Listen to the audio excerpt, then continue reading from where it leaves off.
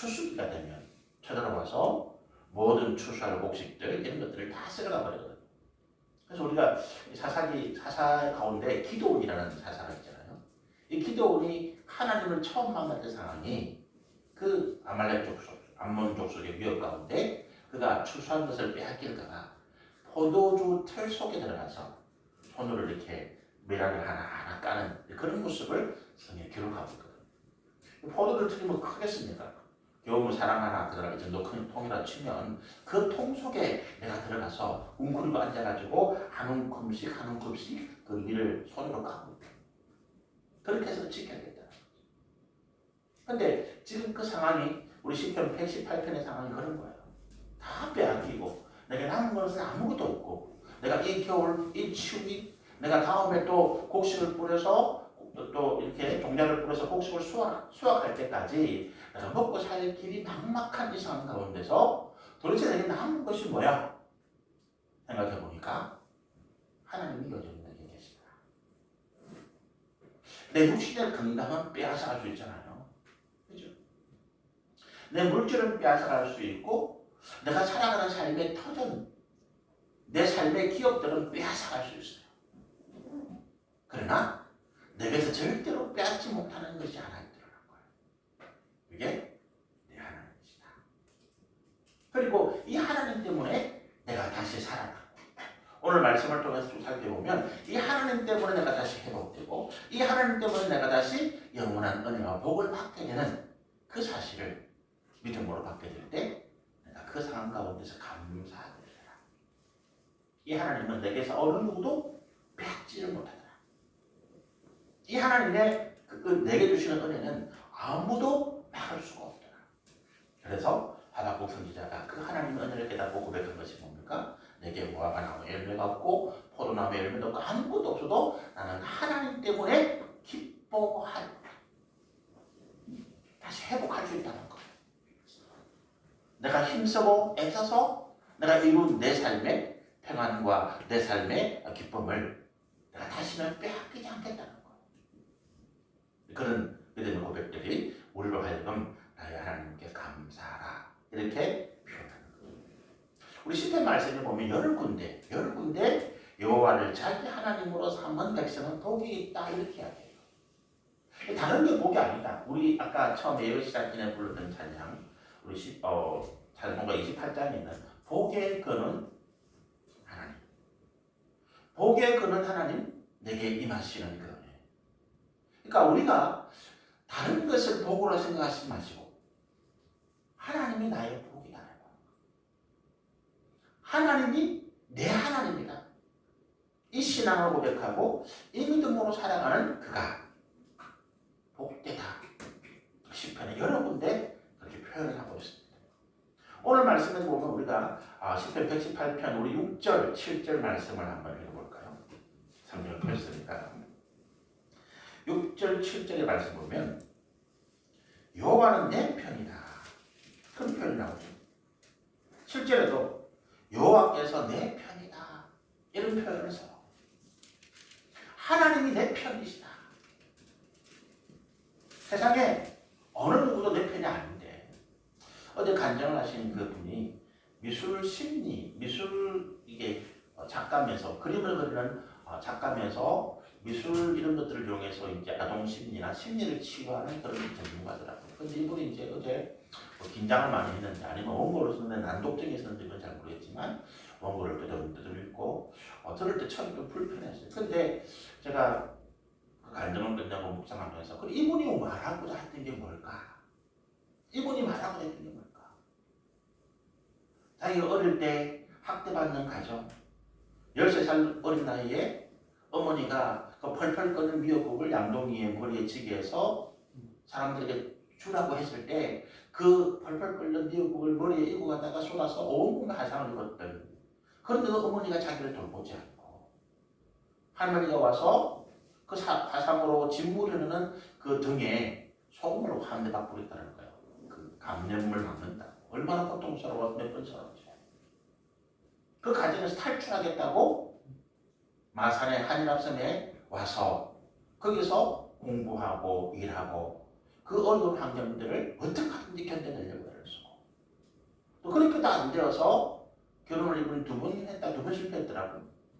도피처로 남자를 찾고 또 남자에 대한 관상 이렇게 끼워져서 자기가 보는 사람은 자기의 관점이 자기의 어떤 이성이 깨어지다 보니까 사람들이 이상하다 생각하는 그런 사람에게 자기 마음이 걸리고 결국 그러다가 실패하고 그런데 그런 그가 하나님을 만나서 비로소 하나님이 내 편이다라고 하는 그 신앙의 간증.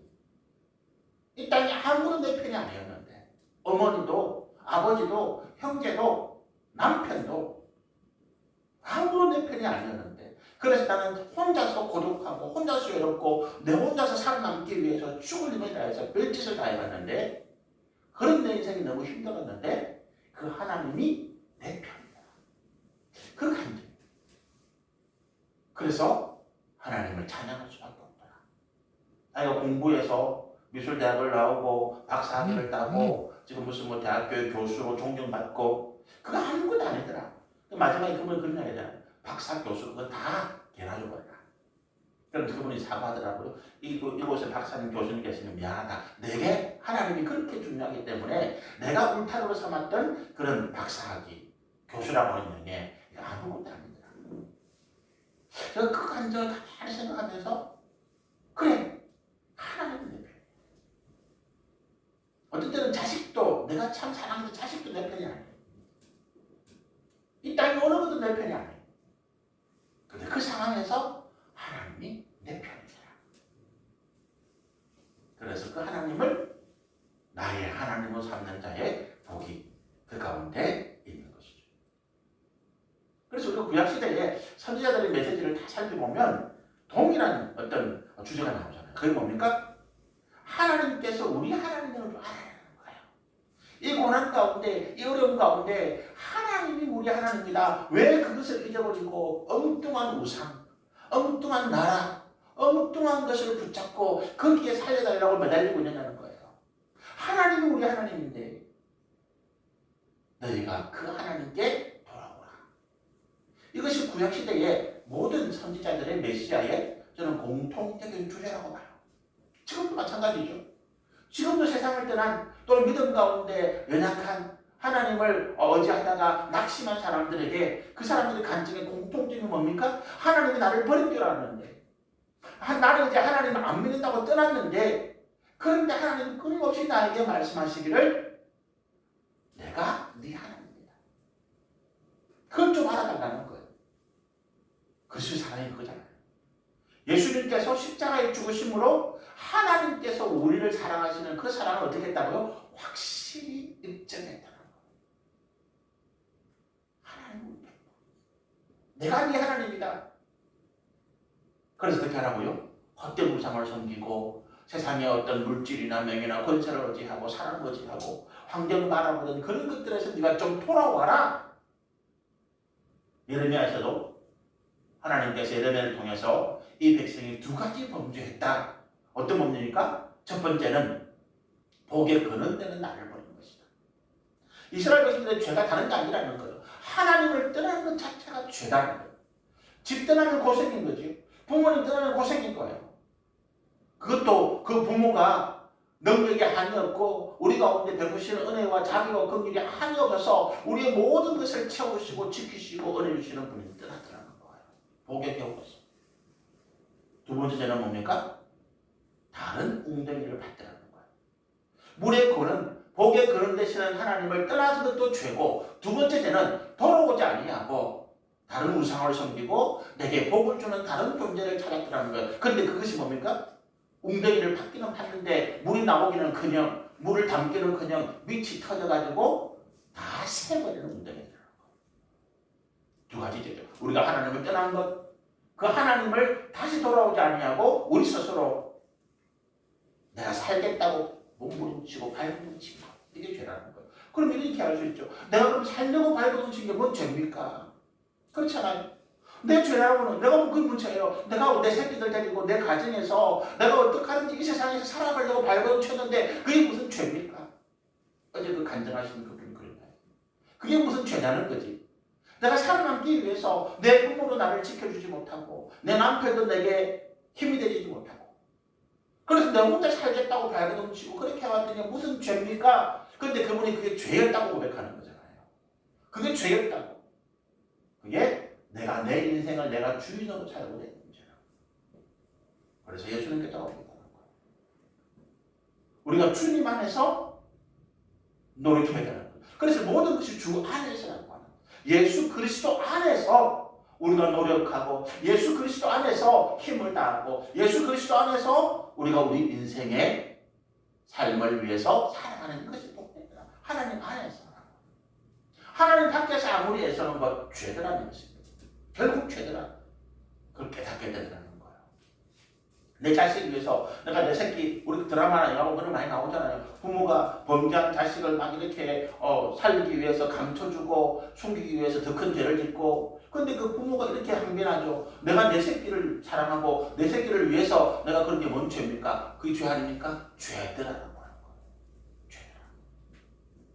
하나님 밖에서 예수 은혜를 알지 못하고 그 밖에서 행하는 모든 것이 죄더라. 그런데 그 간증이 그렇게 저에게 참 많은 은혜를 주었습니다. 그러니까 우리가 오늘 말씀 보시면 우리가 이 118편부터 우리가 118편의 말씀을 쭉 보면 제가 이제 마지막에 두 구절 주는 나의 하나님이시라 그리고 여호와께 감사하라 이 두 구절의 말씀을 좀 읽었는데 우리 돌아가셔서 10편 118편 말씀 잠깐 읽어보시면 그 가운데 하나님께서 우리 가운데 어떻게 역사하시는가 하는 부분이 나타나는데 첫 번째는 뭐냐면 우리 가운데 우리 이 하나님이 내 하나님으로서 뭘 하시느냐 첫 번째는 내게 보응해 주시더라. 보응이 뭐냐 하면요 우리가 복수 내 원수를 갚아주는 것이 보응이잖아요. 그죠? 나를 대신해서 내 원수에게 내 복수를 해주고 그리고 내 억울함을 풀어주는 것이 보응이에요. 하나님 그렇게 해주시다. 7절에 보니까 이런 말씀이 있어요. 여호와께서 내 편에 계사 나를 돕는 자들 중에 계시니 그러므로 나를 미워하는 자들에게 보응하시는 것을 내가 보리로다.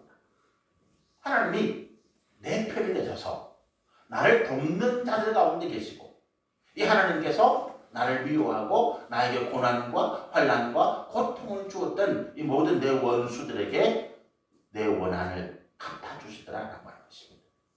그런데 여러분 우리가 하나님의 보응이라고 하는 것은 단순히 내 원수를 멸망시키는 것으로 끝나지 않죠. 예를 들어서 내가 피해를 입었는데 그렇잖아요. 내가 내 삶에 큰 피해를 입고 내 마음에 큰 상처가 있고 그런 상황 가운데 있는데 나를 괴롭히고 나를 힘들게 했던 그 사람이 망했다. 좋죠. 기쁘겠죠. 그런데 그 상황에서 내 삶이 회복이 되지 않는다면 의미가 없잖아요. 그렇잖아요. 그렇죠? 나를 무시하고 멸시하는 그 사람이 자빠지고 넘어지고 쓰러졌어요. 내가 그 설교 들으니까 아이고 속이 시원하다. 10년 먹은 체중이 다 내려갔다. 그렇게 이야기를 할 수 있는데 그런데 내 삶은 여전히 가난하고 고통스럽고 고난 가운데 내가 힘들게 살아가는 모습이라면 10년 묵은 체증은 내려갔지만 내 삶은 어디서 보상받을 거야.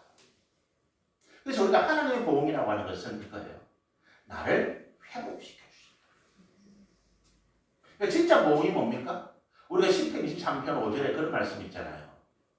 주께서 내 원수의 목전에서 내게 상을 차려주시고 기름을 내 머리에 부으셨으니 내 잔이 넘치나이다. 이 상은 잔치상. 하나님께서 내 원수 앞에 내 원수들을 놓고 나를 잘했다. 네가 훌륭하다. 네가 진짜다. 칭찬해 주시면서 큰 상을 잔치상을 내 앞에 탁 차려주는 거야. 내 원수는 지금 하나님께 책망받고 네가 악하다. 네가 못된 인간이냐. 네가 잘못했어. 그렇게 책망받고 지금 푹 쓰고 있는데 하나님이 나에게 칭찬하시면서 내게 큰 상을 베풀어 주시는 거예요. 그 앞에서 내가 내 모든 원한, 내 모든 고통, 내 모든 삶의 어려움이 눈물 한 방울로 쫙 흘리는 감사한 거죠. 세상에서 이런 이야기 하잖아요. 억울하면 출세하라고 하는 이야기. 그게 뭡니까? 내가 진짜 내 원수를 갚는 것은 내가 그 사람보다 승리하는 거라는 거예요.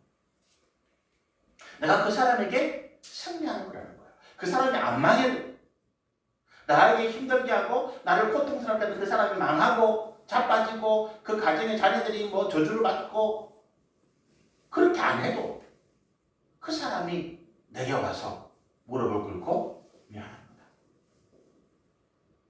내가 잘못했습니다.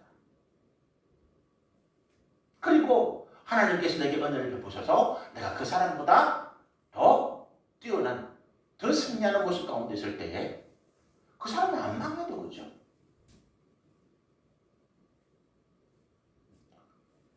하나님께서 내게 베푸시는 보응이 그런 거라는 거예요. 내가 세상에서 또 나를 미워하고 나를 힘들게 하는 그 모든 것들로부터 내가 상처받고 내 삶이 철저하게 무너졌을 때에 단순히 내 원수는 그대로 기세에 내가 오는데 나도 잘 산다. 그럼 내가 그 사람 볼 때마다 괴로울 거 아니에요. 그 원수가 나에게 무릎 꿇고 용서를 구하고 하나님의 은혜를 이야기할 때, 그리고 내 삶이, 내 상처가 치유되고 내 삶이 회복될 때 그것이 하나님 주시는 온전한 복음이다. 하나님이 그렇게 하신 것입니다. 그래서 감사하지 않을 수 없는 거죠. 우리 하나님 참, 그렇죠? 우리 드라마 이런 데 보면 어떤 자녀들끼리 학교에 싸웠는데 한 아이는 회사 사장님 아들이야. 아니면 그 학교에 재단이 사람 뭐 자녀야. 나는 그 사장님 밑에서 일하는 부모를 둔 아이야. 싸웠어요. 잘못하기는 누가 잘못합니까? 그 사장님 아이, 학교 이사장님 아이가 잘못했어요. 근데 당하기는 내가 일방적으로 당하고, 내 부모가 학교에 와서 그 힘있고 근처에 있는 사람들 앞에서 미안하다고 잘못했다고 무릎 꿇고 머리를 숙이는 모습을 보면 그 자녀의 가슴이 불이 나잖아요. 그렇죠? 하나님은 그렇지 않으시더라. 이 땅에 아무리 권세와 능력과 재력이 있는 사람이라 할지라도 하나님의 공의 앞에 하나님보다 힘이 센 사람이 없는 거예요. 하나님보다 능력이 더 뛰어난 분이 없는 거예요. 그래서 하나님이 내 하나님이시기 때문에, 하나님 내 편이시기 때문에 이 땅에 어떤 권세도, 어떤 명예도, 어떤 능력도 그 하나님의 무릎을 꿇을 수밖에 없는 것입니다.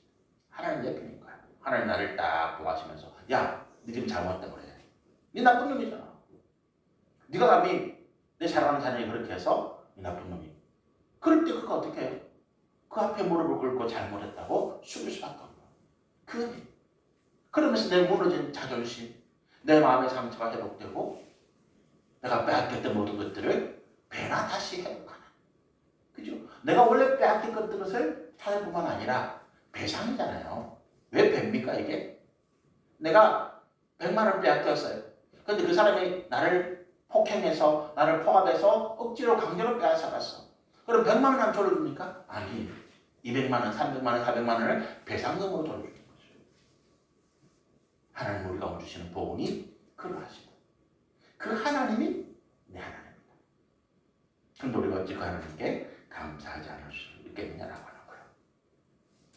그 다음에 우리 두 번째, 우리 이 118편에 하나님에 대한 감사의 내용이 13절이 한 번 더 보실까요? 13절입니다. 118편 13절. 너는 나를 밀쳐 넘어뜨리려 하였으나 여호와께서는 나를 도우셨도다.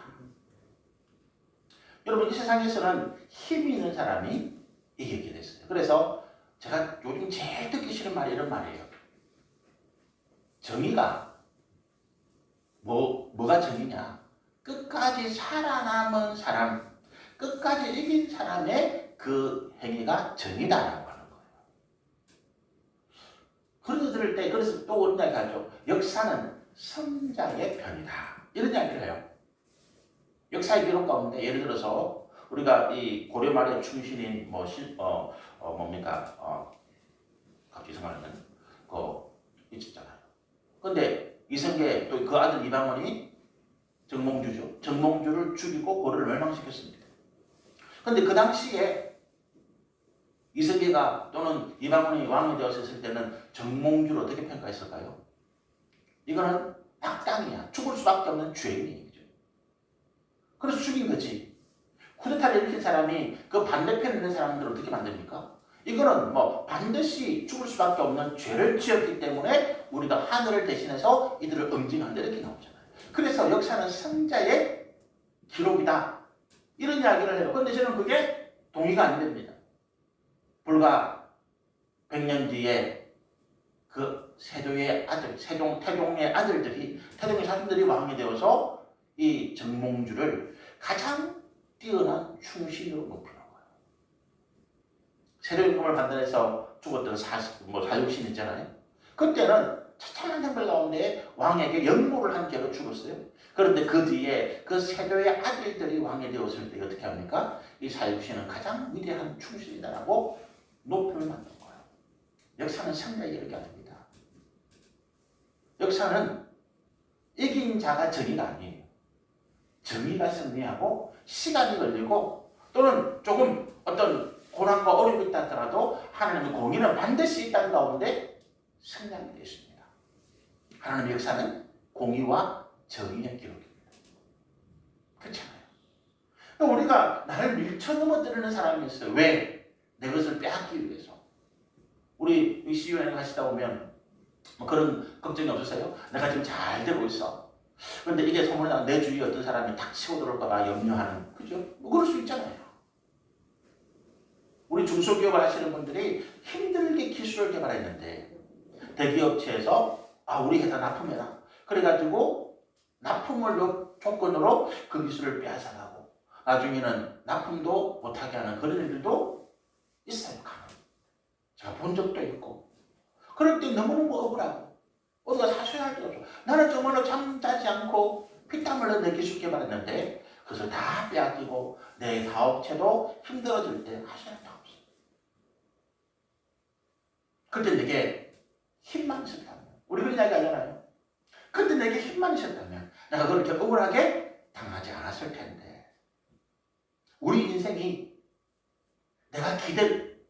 내가 의지할 태풍이 막 몰아치고 그든 해일이 달초로인데 그 해일 앞에 다 무너져갈 때 그 가운데 정말로 탄천한 큰 바위가 있어서 내가 그 바위에 몸을 묶어놓고 있었다면 안 밀려가는 거예요. 안 떠밀려가는 거죠. 그렇죠?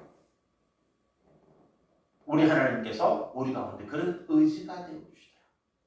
내가 하나님께 딱 묶여 있으니까, 내가 주께 딱 묶임 받으니까 나는 밀리지 않는 거예요. 내가 밀리지 않는 것이 아니라 하나님이 밀리지 않는 것입니다. 그래서 주님이 말씀하시는 거예요. 내가 너희의 반석이다. 우리가 찬양 가운데 여호와께서, 하나님께서 우리의 굳건한 반석 되십니다. 근데 반석이 서 있으면 태풍이나 해가 올 때 그냥 서 있는 상태에 넘어가는 거예요. 어떻게 된다고요? 내가 주님께 꼭 묶여 있는 거죠. 고난이 와도 어려움이 와도 내가 주님께 묶여 있는 거예요. 그래서 주님 은혜의 사슬로 나를 묶어주세요. 이런 고백을 우리가 하게 되는 것입니다. 내가 반석에 서는 게 아니고 하나님 나를 그 주님의 은혜, 주님의 능력, 주님의 그 우리를 사랑하시는 그 사랑하심 안에 우리를 묶어주세요. 나를 미는 자들이, 나를 휩쓸어 버리려고 하는 자들이 아무런 내게 닥쳐와도 내가 밀려가지 않고 넘어지지 않고 휩쓸려가지 않는 주의 은혜가 내게 있기 때문에 그렇습니다. 우리가 또 왜 넘어집니까? 내 힘과 능력이 부족하게 넘어지잖아요. 그렇죠? 말씀드린 것처럼 내가 힘만 있었다면 안 그랬을 텐데. 세상에서는 내 힘이 없지만 주님이 내 힘과 능력이 되어주심으로 나를 위협하고 내 삶을 무너뜨리려 하는 자들과 능히 이기고 승리케 하시는 거죠. 하나님의 은혜가 그렇습니다. 그래서 우리가 이 하나님께 감사하지 않을 수 없다. 내가 기대고 버틸 굳건한 의지가 되어주신다. 우리 오늘 13절 말씀에 너는 나를 밀쳐 넘어뜨리려 하였으나 여호와께서 나를 붙잡아 주셨기 때문에 내가 버티고 견디고 이기더라. 그래서 요즘 제가 그 찬양 가사 가운데 참 많이 번역했거든요. 내가 죽게 묶여있기 때문에 나는 버티고 견딥니다. 힘쓸려가지 않습니다. 우리가 세 번째로 우리가 하나님께 감사하는 내용이 우리 18절과 21절에 있어요. 한번 읽어보실까요? 18절과 21절입니다. 우리 시편 118편 18절과 21절 한번 읽어보시면 여호와께서 나를 심히 경책하셔서도 죽으면은 넘기지 아니하셨도다. 21절에 주께서 내게 응답하시고 나의 구원이 되셨으니 내가 주께 감사합니다. 우리 잠언서에 참 많이 나오는 말씀이 이런 거예요. 부모와 자녀가 관계 가운데서 자녀에게 회초리, 자녀에게 매를 들지 않는 부모는 자녀를 사랑함이 아니다. 또 내가 부모에게 한 번도 야단을 맞거나 잘못했다고 책망을 듣거나 또는 부모에게 매를 맞거나 그런 적이 없으면 나는 진짜 그 부모의 아들이 아닐지도 몰라. 이 잠언서에 있는 말씀이거든요. 그 왠고 아닐까? 내 자녀가 잘못하고 그릇된 길로 가고 있는데 그걸 오냐 잘했다라고 해주는 부모는 진짜 그 자녀를 사랑하는 것이 아니라는 거예요. 그럼 내 자식, 내 새끼 길을 키우기 위해서. 그죠? 요즘 왜 점점 우리 아이들이 이상하게 빗나가는 모습일 것 같을까?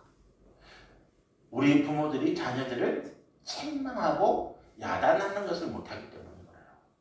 내 분노를 가지고 말하는 것이 아닙니다. 내 감정을 실어서 내가 지금 기분이 나쁜데 내가 부부싸움했는데 내가 지금 어디 가서 내가 지금 억울한 일을 당했는데 집에 와보니까 아이들이 막 이렇게 하고 있어요. 잘됐다. 이것도 오늘 날 잡자. 이건 아닌 거죠. 그럴 때 우리 자제해야 되죠. 내 감정이 내 분노가 솟아오를 때 자녀를 책망하면 안 돼요. 우리 과거에 학교 선생님들이 잘못한 게 그거였잖아요. 근데 그거를 바로잡아야 되는데 아예 지금은 학교에서 선생님들이 아이들을 훈육하지도 못하게 만들어 놨어요. 그래서 어떤 이웃교회 장로님이 교장 선생님으로 이제 작년에 정년 퇴임을 했는데 이분이 그런 얘기를 하는 거예요. 지금 40대, 50대 되신 선생님들이 제일 꿈꾸는 게 뭐냐? 내가 언제 빨리 이 선생님들을 그만둘까 이거라는 거예요. 우리 젊은 아이들은 교육대학 가고 그래서 사범대 나오고 그렇게 해가지고 임용고시 합격하면 막 축하고 박수 친다 그러잖아요. 근데 그게 10년을 못 간다는 거예요. 나 이런 선생님을 언제 그만둔다. 왜냐하면 선생님이 최고의 약자라는 거예요. 위에서 눌리고 옆에서 부모님으로부터 공격당하고 밑에서 아이들이 또 선생님들을 치고 올라오고 하소연할 데가 없대요. 그래서 그 선생님들이 내가 이놈의 선생님들을 언제 그만두나. 그게 지금 우리나라 선생님들의 보편적인 정서라고 하는 거예요. 훈육이 책망이 안 되는 거야. 내 새끼를 네가 왜 건너요? 아닌 거죠. 감정을 해서는 안 됩니다. 과거에 우리 선생님들이 우리 아이들, 저도 학교 갈 때 그런 경우 참 많이 당했거든요. 그래서 막 학교 와가지고 성질을 내고 별것도 아닌데 아이들 휘어잡고 할 때 오늘 집에서 무슨 일이 있었나? 이런 이야기 우리끼리 해요. 우리 납득이 안 되는 거지. 내가 감정이 분노가 불같이 오를 때 그 자녀를 책망해서 그런 때는 오히려 자녀가 잘못하더라도 내가 피해버려야 돼요. 내 감정이 조절이 안 되니까. 그런데 반드시 그 자녀가 잘못하고 그릇되고 또 악한 일을 할 때에 그것을 바로 잡아야 돼요. 그런데 왜 책망이라고 왜 매가 갑니까? 그 아이가 회개하지 않으니까. 자기의 잘못을 뉘우치지 않으니까. 하나님은 우리 가운데 책망하고 견제하시는 모습도 그렇잖아요. 첫 번째는 처음부터 우리 가운데 고난을 오지 않습니다. 처음에는 하나님의 말씀으로 부드럽게 와요. 네가 지금 잘못하고 있다. 네가 지금 그릇된 길로 가고 있다. 돌이켜라. 근데 이것이 통하지 않는 거예요. 오늘 잘하고 있는데 하나님 나를 왜 간섭해요? 하나님 나에게 해준 게 뭐 있어요? 그 다음부터 하나님께서 조금씩 강하게 그 진노, 그 우리를 책망하시는 강도가 강해지는 거죠. 근데 부모가 자녀를 책망한다고 매들었는데 네가 주나 내가 주나 해보자. 그런 부분은 없어요. 우리가 분노할 때 그렇게 될 수 있는데 하나님은 그런 분이 아니거든요. 하나님은 이성을 놓으시는 분이 아니에요. 하나님 우리 가운데 진나실 때도 하나님은 그 이성, 우리를 사랑하심을 반드시 붙잡고 계시는 거예요. 그래서 우리를 죽이지는 않으신다는 거예요. 그래서 많은 믿음의 우리 선조들이 내가 세상 가운데서 고난받는 것보다 하나님께 고난받는 걸 택하는 거예요. 다윗도 그런 이야기 하잖아요. 하나님께서 우리 다윗이 범죄했을 때 마지막 말년에 다윗이 범죄했을 때에 선지자를 통해서 하나님께 세 가지를 제시하죠. 야, 네가 범죄했는데 내가 1, 2, 3 선택권을 줄게. 네 그 중에 하나 택해라. 첫 번째가 뭡니까? 네 대적, 네 원수들에게 네가 쫓겨서 석 달을 도망 다닐 거야. 석 달, 그죠? 석 달 동안 네 원수에게 도망 다니고 볼래? 두 번째는 뭡니까? 3년 동안 온 나라에 기근이 들어서 한번 고생해 볼래? 세 번째가 그러면 3일 동안 내가 이 땅에 역병을 열어서 네 잘못, 네가 다스리는 네 백성들에게 내가 고통을 주마. 다윗이 생각하는 거야. 어떻게 하면 좋을까? 사람의 손에 쫓겨다니면 도저히 안 되겠어. 내가 차라리 하나님께 징계를 받겠습니다. 3일. 자기는 3일 눈 질끈 감으면 지나갈지 생각했는데 그 3일 동안 다윗이 뭘 깨닫습니까? 하나님, 잘못은 내가 했는데 왜 이 백성에게 고통을 주십니까? 나와 내 집을 지십시오. 우리가 자녀들이 뭔가 잘못되면 부모들이 그런 생각해요. 내가 뭐 잘못한 게 아닐까? 내가 뭔 죄를 잘못 지어서 내 자녀가 고통당하고 어려움 당하고 하나님 차라리 저를 데려가세요. 이런 이야기 하잖아요. 우리가 하나님 손에 우리가 범죄하고 우리가 실수해서 우리가 하나님 앞에 징계를 받을 때에도 하나님 우리를 죽도록 하진 않으신다. 그래서 우리가 고난받을 때, 시험받을 때 하나님 피할 길을 내시더라. 그 말씀을 했거든요. 사람은 어떻게 합니까? 사람은 세상은 내게 요만한 거 하나 있으면 그걸 이만큼 부풀려가지고 완전히 매장시켜버린다. 그래서 우리 하나님이 감사합니다. 내가 잘못한 거는 맞는데 차라리 내가 하나님께 책망을 받고 하나님께 징계를 받겠습니다. 그러니까 하나님 그러잖아요. 오라, 내가 너희를 낫게 하마. 그 상처, 그 고통, 그 아픔 세상에서 돌아다니지 말고 세상 속에서 나 좀 도와주세요, 살려주세요. 오히려 그래 잘됐다, 이번 기회 완전히 죽어봐. 그렇게 하는 게 세상이니까 너는 내게 돌아와. 내게 돌아와서 네 죄를 고백하고 네 죄를 내게 회개할 때 내가 너를 낫게 해주고 내가 너를 살려주마. 하나님은 그래서 우리가 잘못했을 때 죽게 오는 거예요. 사람에게 먼저 말하지 마세요.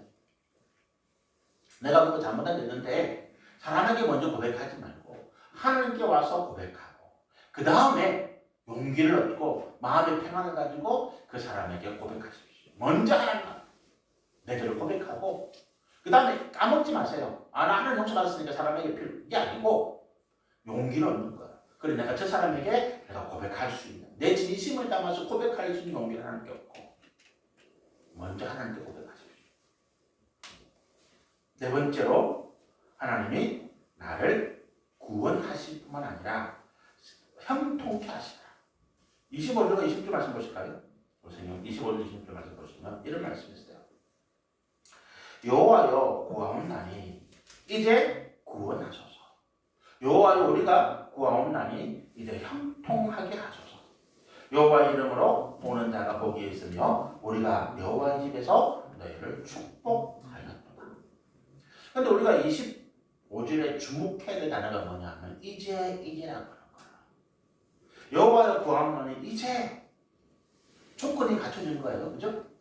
여호와여 우리가 구하오나니 이제 형통하게 때가 된 거예요. 이제라는 말은 조건이 갖추어졌고 때가 됐다는 거예요. 어떤 조건 어떤 때? 내가 하나님께 돌아왔다는 거예요. 내가 하나님을 기억하고 하나님 내 편이시고 하나님 우리 하나님 되시고 하나님께서 나를 지키시고 보호하실 뿐만 아니라 하나님께서 내 구원이 되시더라. 그래서 주님 앞에 내가 다시 돌아왔다는 거예요. 감사하고 회개하고 주님을 높이는 이 자리에 내가 왔다는 거예요. 그래서 어떻게 됐답니까?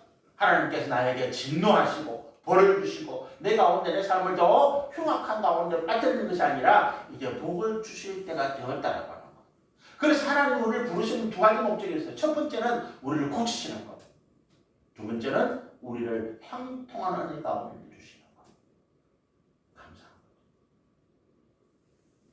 부모가 자녀를 부르는데 어제 발에 그 색소폰 부는 박광식 씨. 제가 그 간증 듣고 저녁에 박광식 유튜브에 검색해 색소폰 들으니까 기가 찬 거예요. 그분이 제 아내가 표현이 색소폰을 마치 피리처럼 부른다는 거예요. 색소폰을 우리 손으로 멀리 가잖아요. 근데 이분이 굉장히 가늘게 끊어지지 않고 기가 막히더라고요. 색소폰 찬양을 제가 너무 그분 대단을 듣게 됐는데 그분이 이런 간증이 있잖아요. 자기 아들이 치즈를 좋아해가지고 자기는 치즈 냄새 맡기 싫은데 우리 꼴에 한 냄새가 나서 치즈를 보기도 싫은데 자기 아들이 너무 좋아하니까 치즈를 냉장고에 사놨다가 자기 아들에게 치즈를 이렇게 딱 까가지고 아들에게 야 누구야 와서 치즈 먹으니까 아들이 너무 좋다고 막 이렇게 왔다는 거잖아요. 날개 시간 와가지고 근데 아버지는 보지 않고 치즈만 아빠 싫어 치즈 먹죠. 그래서 그분이 화가 나가지고 치즈를 돌돌 뭉쳐가지고 이거 먹고 떨어져라 이랬다는 거잖아요. 제가 같은 모습. 우리가 하나님이 내 복입니다. 하나님이 내 복의 근원입니다.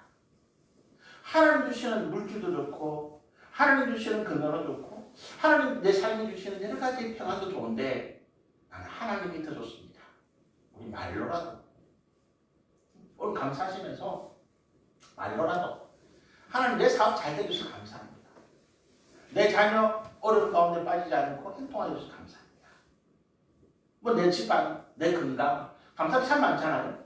근데 하나님 이 모든 것보다도 하나님이 내 하나님이시라서 정말 좋습니다. 말로라도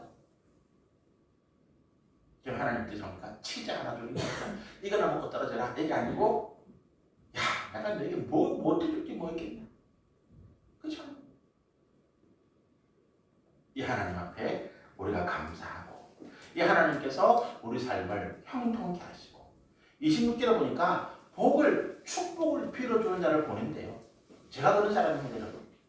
제가 여러분을 위해서 하나님께 복을 비는 거예요. 하나님 여기 오늘 우리 장로님, 우리 전도사님, 우리 집사님, 우리 권사님, 사랑 우리 모든 자녀들 오늘 예배에 함께하지 못했지만 우리 좋은 교회에 권속된 모든 이들을 하나님 형통케 하시고 복 주시기 바랍니다. 제가 복을 빌잖아요. 우리 자녀를 위해서 우리 어머니 아버지들이 복을 빌잖아요. 그래서 자녀를 위해서 축복할 때는 손을 들고 하십시오. 거룩한 손을 들고 주의 이름으로 있든 없든 안아주면서 하나님 우리를 형통케 하실 거야. 하나님 우리를 복되게 하실 거야. 나를 통해서 너에게 복을 빌게 하시는 우리 하나님. 하나님이 내 인생 가운데 최고의 복. 하나님 내 삶 가운데 최고의 은혜인 거예요. 하나님 그래서 나는 하나님이 더 좋습니다. 돈보다 더 좋습니다. 건강보다 하나님이 더 좋습니다. 그런 거 다 없어도 우리 하박국 선지자의 고백처럼 나는 그런 거 다 없어도 내가 지금까지 있던 거 다 빼앗기고 말갛게 쓸려가도 나는 하나님이 계시니까 최고의 복입니다. 그런 은혜가 그런 감사가 저와 여러분 가운데